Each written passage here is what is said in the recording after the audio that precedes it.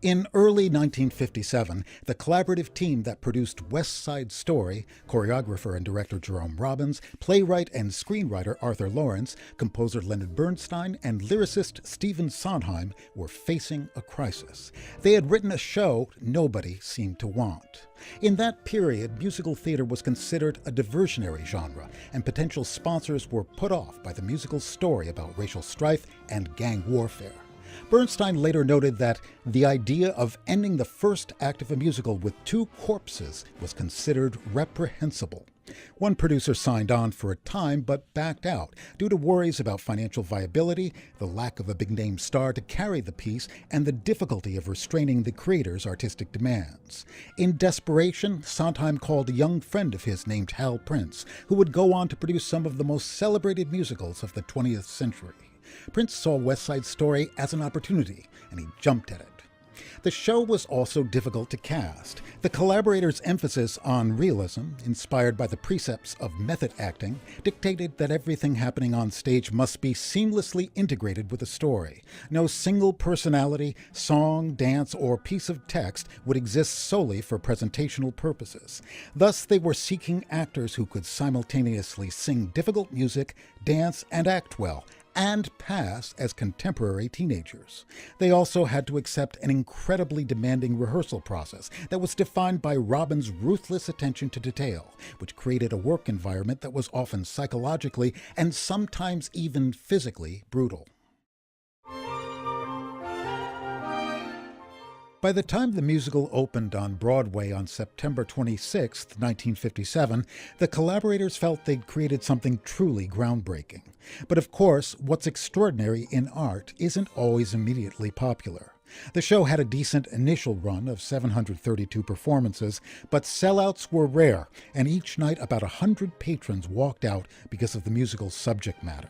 The reviews were lukewarm. Most critics didn't know what to make of the show. West Side Story won Tony Awards for choreography and scenic design, but it was the conventionally escapist The Music Man that dominated the ceremonies, winning 5 Tonys, including the award for Best Musical. Ultimately, it was the 1961 film version of West Side Story that made it famous, winning 10 Academy Awards, including Best Picture, and eventually earning a spot on the American Film Institute's list of the 100 Best American Movies.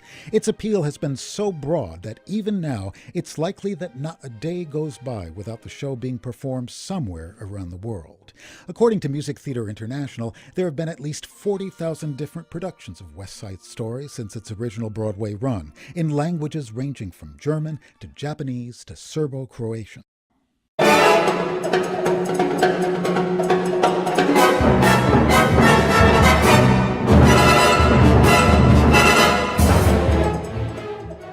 Although Robbins' choreography has become iconic, it's likely that Bernstein's music, which is not as vulnerable to alteration at the hands of new directors and producers, will have the longest-lasting impact. Bernstein brought his entire skill set to this score, covering the gamut between classical art music and the American musical vernacular. This eclecticism and the musical borrowings that inform it has been a source of criticism. In this regard, it's important to consider the attitudes towards classical music composition that were prevalent in Bernstein's day, which put such a high premium on originality that derivative elements were reflexively abhorred. But this outlook was deeply ahistoric.